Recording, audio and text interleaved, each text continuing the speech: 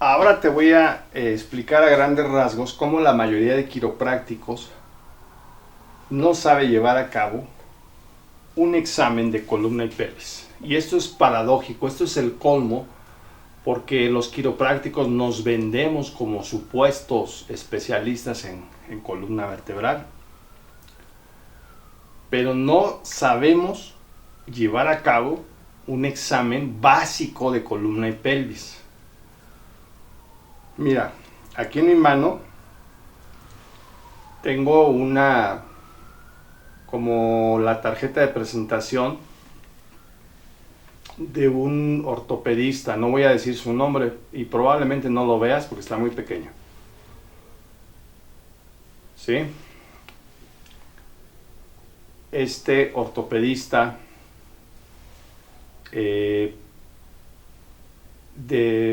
le pidió a una de sus pacientes platicar conmigo porque me quiere conocer.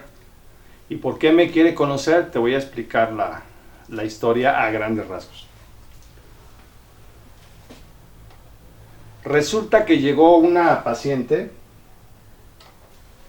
de más de 70 años de edad, 75 años, que fue corredora de maratones durante décadas y que hacía 500 abdominales diarias.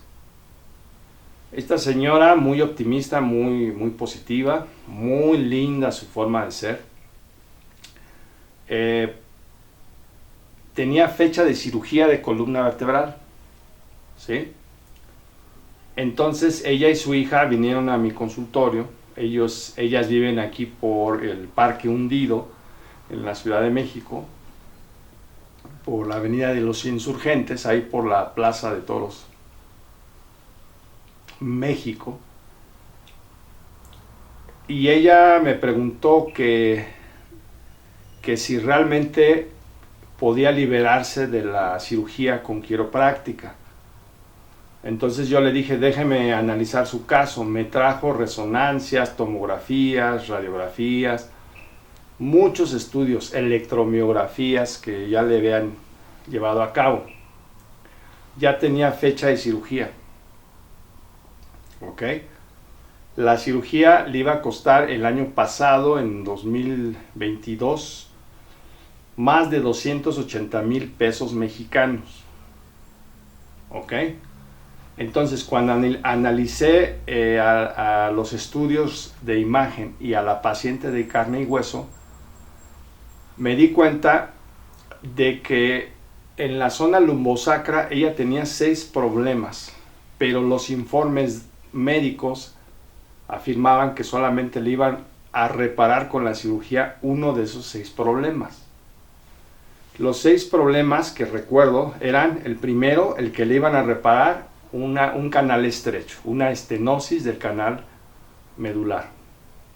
Pero además tenía una estenosis foraminal muy marcada, esa no se la iban a reparar. Un síndrome facetario muy marcado, ese no se lo iban a reparar. Tenía una vértebra de transición, ¿sí? Porque estaba la primera vértebra sacra era una especie de vértebra, de sexta vértebra lumbar. Eso tampoco se lo iban a reparar con la cirugía. Además tenía discopatías ya severas por todo ese conglomerado de espondiloartropatías. Las discopatías tampoco se las iban a reparar. Y tenía radiculopatía, estaba pellizcando el disco ya dañado, la raíz del nervio. Entonces, nada más le iban a quitar la estenosis del canal medular. Y yo le dije a la señora, no vale la pena que le hagan una cirugía tan grande por uno de 6 problemas que usted tiene. Además, la cirugía la va a introducir en una espiral de más y más cirugías y en una espiral de más y más fármacos. ¿Ok? Entonces yo le recomendaría que no se opere, sino hasta que usted ya se considerase candidata posible a una cirugía de columna, hasta después de 1 año de recibir tratamiento conservador quiropráctico. En muchos países del mundo los protocolos obligatorios por ley son que no se opere la columna a menos que haya pasado por 12 a 18 meses de tratamiento conservador, no quirúrgico y no farmacológico, porque el 95% de las cirugías de columna vertebral a nivel mundial son un fracaso, y eso no lo digo yo, está documentado en la literatura médica especializada. Entonces yo le sugeriría que primero probara con un año de quiropráctica bien aplicada. A la segunda, tercera sesión, la señora reportó que sus síntomas habían desaparecido, que ella estaba muy contenta, que caminaba mejor. Y lo que sí le recomendé, yo le dije, si fuera mi cuerpo, yo sí me operaba la rodilla, porque el menisco de la rodilla derecha ya está inexistente, y ahí sí requiere muy probablemente de una artroplastía total de rodilla o parcial. Eso ya lo determinará el ortopedista, porque ese problema del menisco derecho le está provocando también muchos problemas en la columna vertebral desde el punto de vista biomecánico. Entonces, bueno, para no hacerte la historia tan larga, esta señora y su hija se fueron al Hospital Español, a Polanco, aquí en la Ciudad de México, y platicaron ahí con un ortopedista de renombre y le expusieron: ¿a quién le hacemos caso? ¿Al ortopedista que quiere operar a mi mamá o al quiropráctico? Porque el ortopedista dice esto y el quiropráctico dice esto otro. Y después de analizar todo el caso, este ortopedista le dijo: háganle caso al quiropráctico, ¿sí? Entre menos se opere, mejor. Y entonces, bueno, esta mamá e hija me trajeron a muchos pacientes, muy agradecidas, y finalmente el ortopedista de la tarjeta que te mencioné, de esta, sí la operó de la rodilla, de lo que le tenía que hacer ahí del menisco, y de la artroplastía le pusieron una prótesis de titanio. La señora quedó muy bien, fue una cirugía muy bien hecha, muy brillante, muy exitosa. Y la columna ya no le metió mano. Entonces, por eso este profesional de la salud pidió conocerme y pidió dialogar conmigo. ¿Qué ilustra esta historia? Hay muchas historias similares. Bueno, la importancia de examinar columna y pelvis, ¿sí? Esta señora tenía una pronación brutal de arcos de pies, con unos juanetes ya marca Acme, marca Diablo, ¿sí? Sumamente avanzados. Ya el hallux valgus estaba cabalgando los dedos así, el dedo gordo, el dedo segundo, ¿sí? Entonces, aunado a que hizo 500 abdominales diarias y que corría maratones sin una plantilla y calzado adecuado, y a una historia de sobreuso, desuso, mal uso y abuso en cuestiones deportivas, ¿sí? Pero entonces, yo chequé vértebra por vértebra, músculo por músculo de la columna vertebral, ¿sí? Chequé arcos de pies, chequé síndromes posturales, chequé la marcha. La forma de caminar era así, claudicante, pendular, por la cuestión del menisco de la rodilla derecha.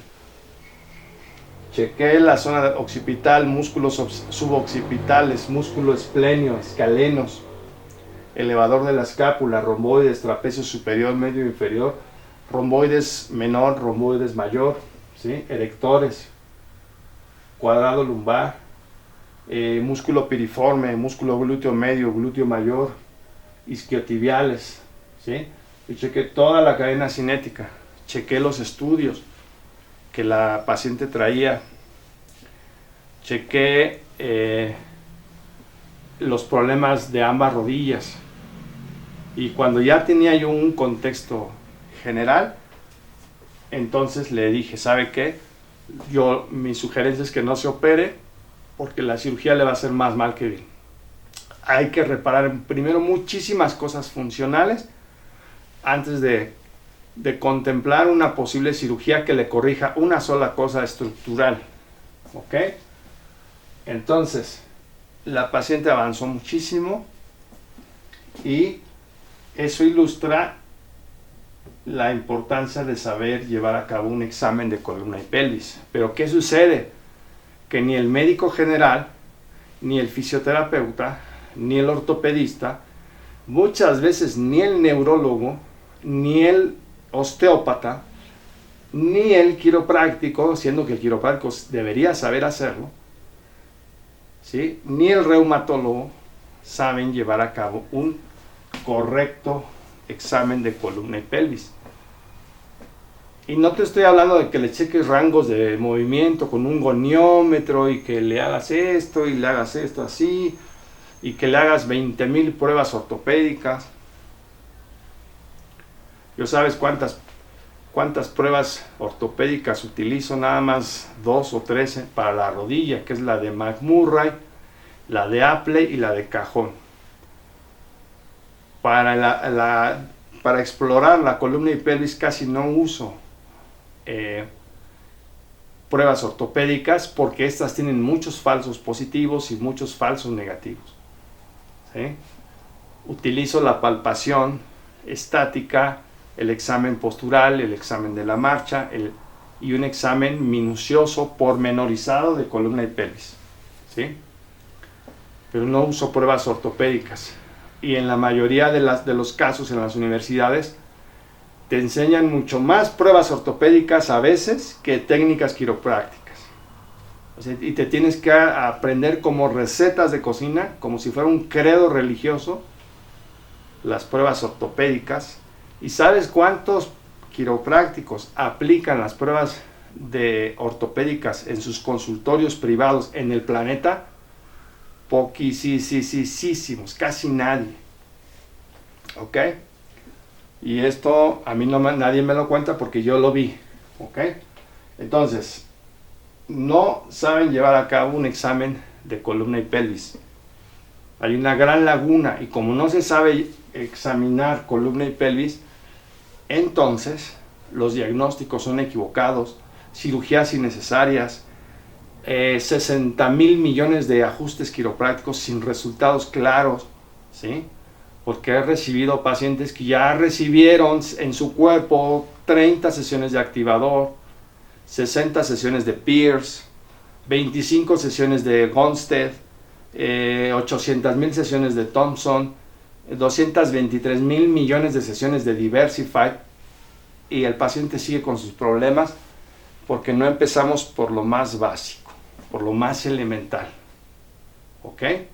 Entonces te dejo este vídeo y el siguiente te va a hablar de que los quiroprácticos, la mayoría en todo el mundo, no sabe llevar a cabo examen del arco de los pies. No lo sabe llevar a cabo, ¿vale? Cuídate mucho y escucha este video sobre el arco de los pies. No te lo pierdas.